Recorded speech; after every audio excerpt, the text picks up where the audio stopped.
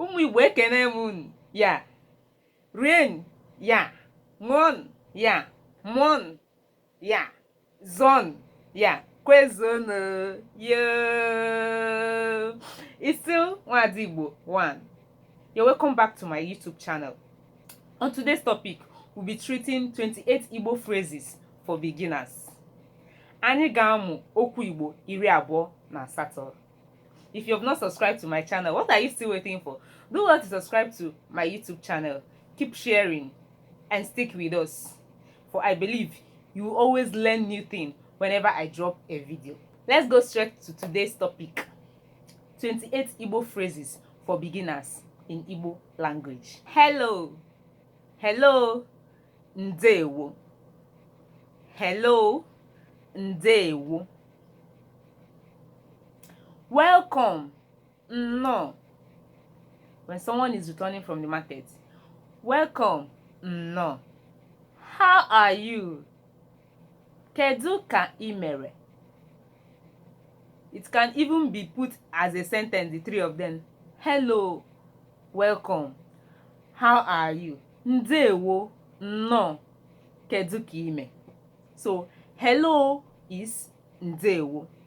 Welcome. No. How are you? Kedu ka ị mere? You can as well say kedu. Is short form of kedu ka ị mere. So kedu is still how are you. Kedu ka ị mere?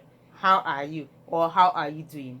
Kedu ka ị mere. They are the same thing. So how are you? Kedu ka ị mere. Kedu. Fine, thank you. Adị m mma, imeela. Fine, thank you. Adị m mma, imeela. What is your name? Kedu aha gị? What is your name? Kedu aha gị? You can as well ask, gịnị bụ aha gị? What is your name? Gịnị bụ aha gị? Kedu aha gị? They are the same thing. Either of them can go. My name is Nwadi Igbo. Aha m bụ Nwadi Igbo. Nice to meet you. Obi dị m ụtọ ịmata gị. Nice to meet you. Obi dị m ụtọ ịmata gị. Please, biko. Please, biko. Gịnị bụ please na asụsụ Igbo? Biko. Please, help me with this book. Biko, nyenụ m akwụkwọ ahụ. Please, help me with that my book. Biko, nyegodi m akwụkwọ m ahụ. Please, help me with my book. Biko, nye m akwụkwọ m ahụ. Thank you. Daalụ. Maọbụ imeela. Thank you. Daalụ. Maọbụ imeela. You are welcome. Bataba. No. You are welcome. Bataba. No. When someone says that you are welcome to his or her house, it means no or bataba.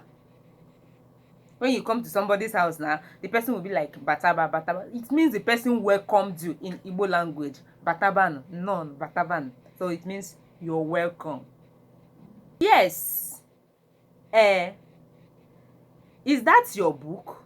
Yes. Or akwụkwọ gị bụ ya? Yes is in Igbo language. No, mba. Is that your book? No. Ọ gị nwe akwụkwọ ahụ? Mba. When it's not yours. No. That is mba. When you want to get somebody's attention, maybe let's say someone is busy with something else and you want to get the person's attention, you will start by saying excuse me in English language, right? So to get someone, you know, excuse me can mean two different things. You can use it to get someone's attention. You can use it to beg for pardon. So the one that is used to get someone's attention, excuse me, cheru. Excuse me, that of getting someone's attention means cheru maọbụ chere in Igbo language. Please excuse me. Biko, chere. Then when you want to beg for pardon in Igbo language, You know, in English, it's still that same, please, excuse me. Or, yes, it's still, excuse me. So, in Igbo language, it will now be, isi gini. Ewela iwe, isi gini. Excuse me, begging for pardon. Iwe wenagi, isi gini. While excuse me, seeking for someone's attention, means chere mobu chelo in Igbo language. I am sorry, ndo, bayaram. I am sorry, bayaram, ndo. Goodbye, kemesia. It can also mean anyị ga-ahụ. We will see later. Goodbye, kemesia, anyị ga-ahụ. Do you speak English? Na-asụ Bekee. Do you speak English? Ị na-asụ Bekee. Is there someone here who speaks English? Enwere onye nọ ebe a na-asụ Bekee? Is there someone here who speaks English? Enwere onye nọ ebe a na-asụ Bekee? Ebe a, here. Is there, enwere. Someone, onye. Enwere onye nọ ebe a na-asụ Bekee. Help, nyere m aka. When something is happening, help, help, help. You hear help in English language. So in Igbo language, nyere m aka, that is help. Nyere m aka, help, help, help, help. Nyere m aka. Look out, lepụ anya. Look out, lepụ anya. Nepụ anya, nke ọbụla. Look out, lepụ anya. Good morning, ị bọọla chi. Good morning, ị bọọla chi. Ị bọọla chi. Ị pụtakwala ụra? It's still good morning. Ị pụtakwala ụra? The literal meaning is just like, have you woken up? So, ị bọọla chi, good morning. Good night, ka chi fo. Good night, ka chi fo. Good evening, mgbede ọma. Good evening, mgbede ọma. I don't understand. Aghọtaghị m. Please, I don't understand. Biko, aghọtaghị m. Ndị Igbo, biko, aghọtaghị m.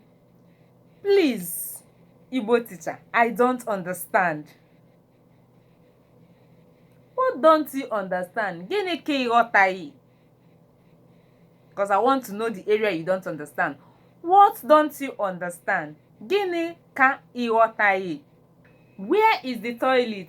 Kedu ebe ụlọ mposi dị? Toilet is called ụlọ mposi. Kedu ebe ụlọ mposi dị? That is, where is the toilet? Kedu ebe ụlọ mposi dị? Anyị ga-apịachi ya n'ebe a. See you in my next class. Don't forget, subscribe, like, share. I love you all. Bye bye.